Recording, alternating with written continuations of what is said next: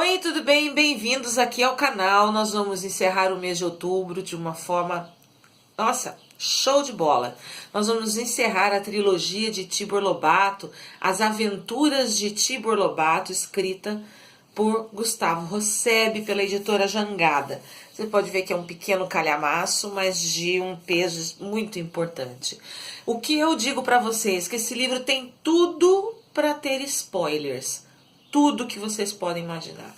Eu poderia aqui sentar e dar ele spoiler, e mesmo assim eu precisaria de mais tempo para completar as informações. Se eu quisesse, vou contar tudo.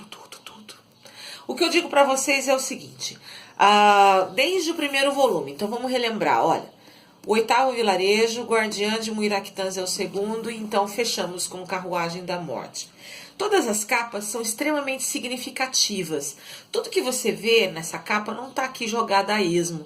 Ela tem uma explicação dentro de toda a narrativa, tá bom? Então você tem essa cobra verde, você tem esse personagem, esse ser fantástico também na capa, e você tem essa carruagem. O Gustavo, ele tem um trabalho de pesquisa muito bom, muito interessante e bem refinado, bem colocado para esse público infanto-juvenil, tá bom? Mas e uma preocupação de amadurecer os personagens, a sua própria escrita e fazer com que você tenha uma crescente.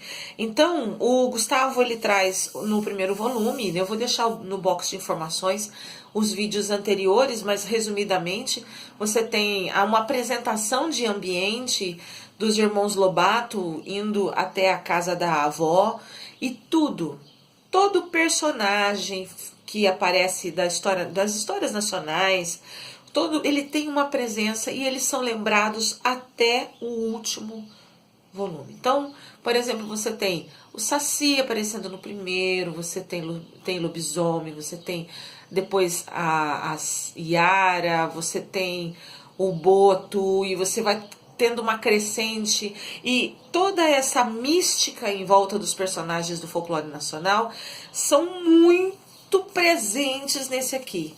Quer um livro daquele que te faz o coração assim, e fala, meu Deus, que barulho é esse? Esse aqui. Mas eu já te adianto uma coisa. Carruagem da Morte, ele é bem complexo. Como eu falei que é uma crescente dessa voz do narrador, eu tive o seguinte caminho. Eu li o primeiro volume, li o segundo volume e tive a oportunidade de conhecer o autor na Feira do Livro agora em setembro, porque ele veio até a nossa escola, eu não conhecia, né, pessoalmente, e nós tivemos a oportunidade de bater um papo bem legal. O que eu digo para vocês, até o momento em que eu o conheci aqui na minha cidade, eu tinha uma impressão dessa voz, desse narrador, que é extremamente... Você que não dá importância para isso, você não tá nem aí para a voz do narrador, comece a observar aquilo que você lê. Você vai vendo uma crescente desses personagens, também como uma crescente dessa voz do narrador. Ele vai amadurecendo essa transição, essa fala para nós, nesse contar a história, e fica muito interessante para esse daqui. Então tem uma elaboração de vocabulário, de situações problema, você vê essa complexidade de todas as histórias, e realmente o terceiro volume ele traz aquele sentido sabe aquela prosa da roça? Lá do sítio do interior, que você sentava na beira da fogueira em época de quaresma, e as pessoas te deixavam com medo, e na hora de dormir você tremia as perninhas. Ai, meu Deus! É isso. Você vai entender o que é um medo passado de boca a boca nas histórias antigas, ou até hoje. É que hoje nós temos muito as lendas urbanas, que apagaram um pouco esse sentido da nossa história, né? Eu tenho uma mãe que é pesquisadora da cultura popular e folclorista também, de uma certa maneira, e assim, eu sempre ouvi essas histórias, li sobre isso, então eu sei o que é um pouco dessa sensação de você sentir a mística de uma cuca, de uma pisadeira, você sentir essa ansiedade de querer ver uma sereia. Você, de criança, você vai produzindo isso dentro de você, você vai trazendo essas memórias, né?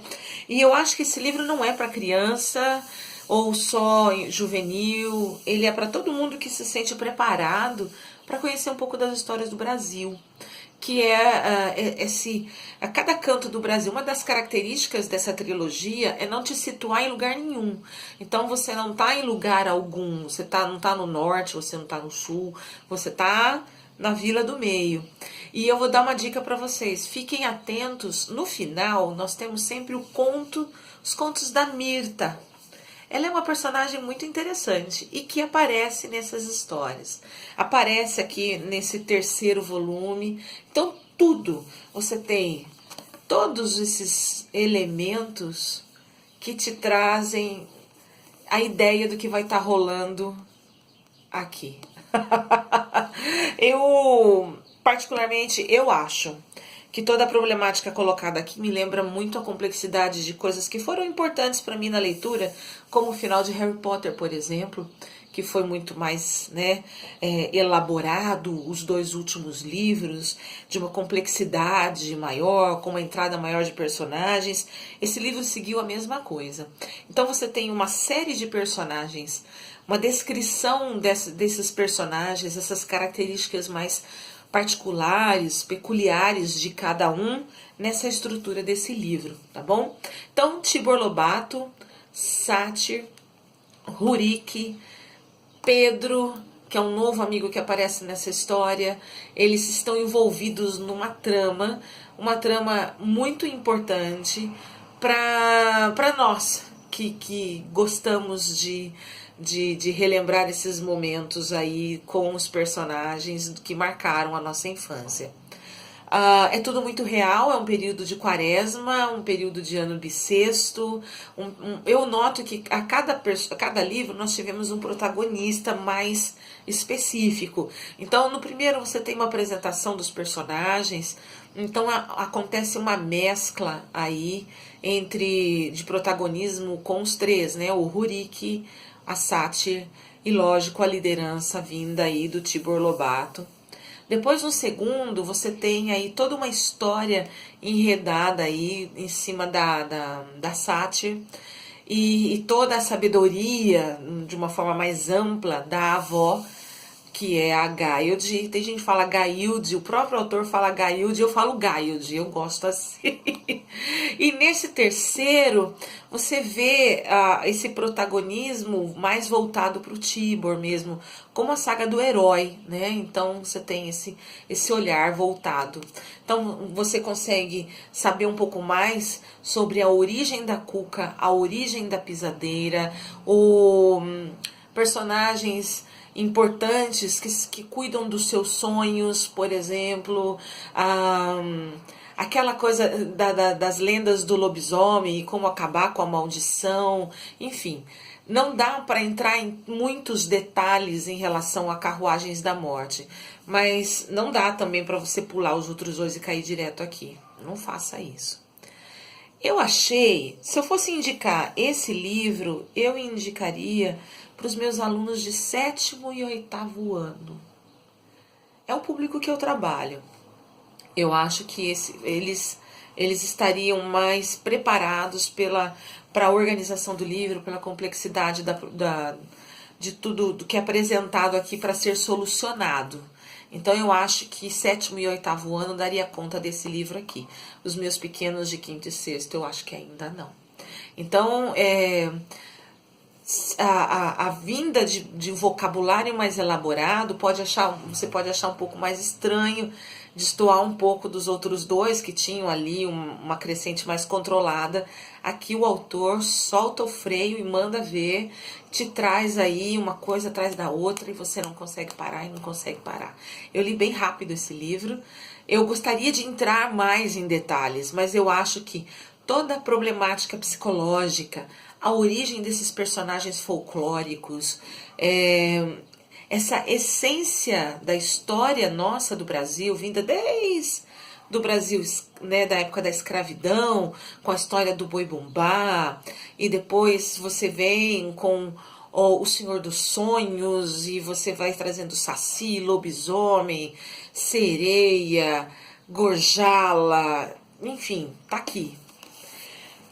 Eu espero que eu não tenha esquecido de nada, mas eu acho que você tem que se preparar para essa história. Quer um ambiente bom para ler essa história?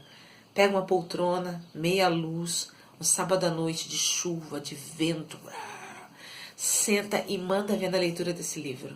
Você não vai conseguir parar, você vai virar à noite lendo. E eu tenho certeza que esses personagens não vão te deixar em paz. Você vai ter uma coçadinha aqui, ó, atrás da orelha, até você acabar, tá bom?